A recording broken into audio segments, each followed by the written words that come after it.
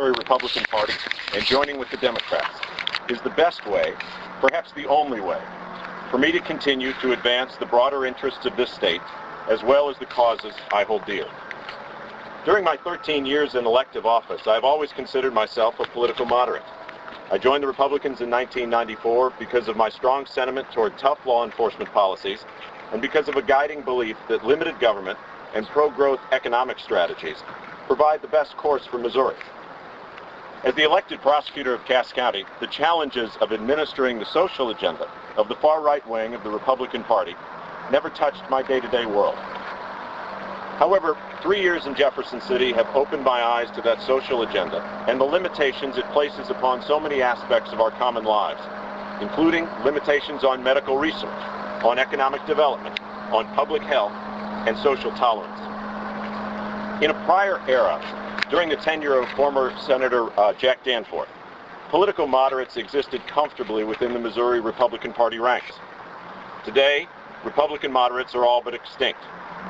When I came to the Senate, I naively thought I could influence a change in this regard. It is painful for me to admit today that I was wrong. Part of my decision today should quite clearly be viewed as a formal break with the new Missouri Republican philosophy, particularly regarding issues on which I have always differed from Republicans, namely stem cell research, the vigorous protection of workers' rights, support for an increase in the minimum wage, and defense of an independent judiciary.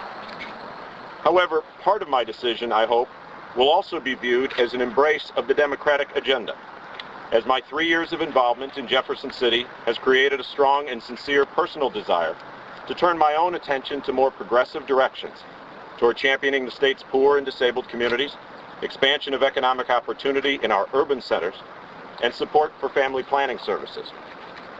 Each of these convictions, it is clear to me, flies more comfortably beneath a Democratic flag. On so many of the critical issues of our day, it has been Democrats and not Republicans who have shared my beliefs and fought by my side. When Republicans restricted the ability of the profoundly injured to recover against wrongdoers, I stood with Democrats against the giant insurance companies of this state. When progressives attempted to increase daycare coverage for children of the working poor, the preschool-aged children of women earning less than $7.10 an hour, I received little help from Republicans, but widespread support from Democrats. When this administration attempts in the next several months to turn Missouri's nonpartisan court plan into the partisan court plan, I stand with Democrats in disappointment and outrage. On the core issues of protecting workers' rights, my isolation from the Republican caucus has long been recognized. When Republicans slashed insurance coverage for injured workers, I stood with Democrats to protest the GOP mistake. When Republicans attempted to eliminate the right to enter into project labor agreements, I found only Democrats fighting in the trenches beside me. When I drafted legislation to penalize Missouri employers who hire illegal aliens, it was a Democrat who stepped forward to co-sponsor my bill. And when this legislature returns next year to engage the looming and important battle of collective bargaining rights in this state, I will no doubt again be counted with Democrats in defense of the working families of Missouri.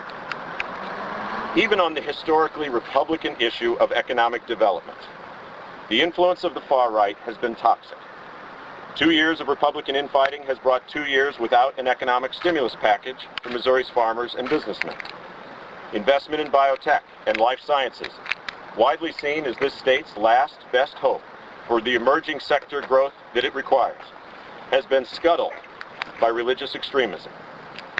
And when the self-professed party of Lincoln was given the strongest opportunity in generations to reach out to the struggling communities with a helping hand, with jobs, construction incentives, and community revitalization, no was the response. While each of these issues has played an important role in my decision, no issue has so singularly drawn a line in the sand as the issue of stem cell research in the state of Missouri.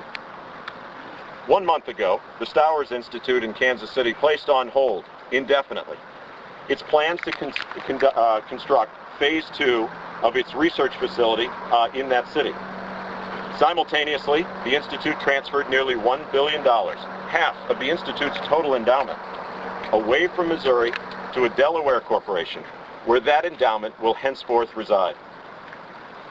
This announcement is the clearest example yet that the fight over life sciences research is no longer a theoretic argument being played out in the walls of the Capitol or on the editorial page of the Kansas City Star.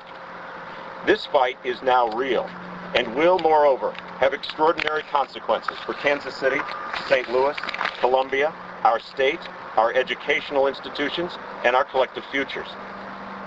The prospect of the world's greatest scientists and researchers coming to live and work among us, seeking cures that will fuse spinal tissue, releasing young men and women from their wheelchairs, eliminating the daily rituals of abdominal self-injections for childhood diabetics, ending the palsied imprisonment of Parkinson's patients, even curing cancer. All of this, and so much more, now in jeopardy. Let us be clear as to the extremists' agenda. The Republican desire is to criminalize early-stage stem cell research in our state.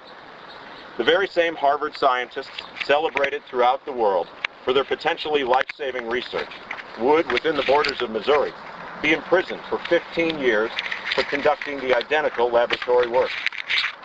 Researchers actively recruited by the states of Kansas, Massachusetts, Illinois, or California would be prosecuted and imprisoned here at home.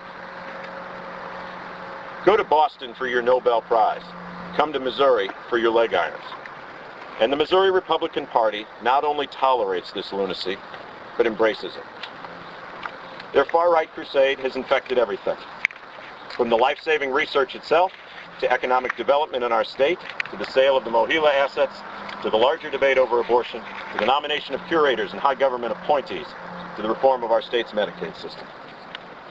I cannot in good conscience remain in Republican ranks and pretend that moderating extremist priorities is enough. Faced with such stakes, there is no compromising left to be done. There is no time to waste, hoping that a moderate wing of the Republican Party will emerge to tame these excesses. Sitting silent, either policymakers stand up to extremists, or we will see the most extraordinary medical research opportunities ever bestowed on our region disappear. 1 month ago, a group called Missourians Against Human Cloning, along with the Missouri Vitae Society and Right to Life, began preparations to place a new constitutional initiative on the ballot in 2008 to overturn Amendment 2, despite the fact that Missouri voters clearly decided the issue just 9 months ago. Sitting silent in such a debate is not an option for me, nor is it an option to wage my efforts from inside a party that is immovable in its unwillingness to accept America's scientific future. In 2007, the issue of stem cell research has clearly divided along partisan lines. The Republican Party is against embryonic stem cell research. The Democratic Party is in favor of the research. I choose to fight alongside those with whom I agree. I encourage others to do the same. In crossing this line, I reiterate that the core issues I have fought for in the past are the same issues I will fight for in the future. The loyalties I have fostered with working families and with those who hope for medical cures are the same loyalties I will always hold dear. But I can no longer ignore that in today's Missouri Republican Party, if you stand for these things, you stand alone. And alone, I can accomplish nothing. At the age of 42, I've come to a fork in the road. At such a juncture, a man can change his beliefs in order to preserve his party, or a man can change his party in order to preserve his beliefs. Today, I choose the latter. I am a Democrat.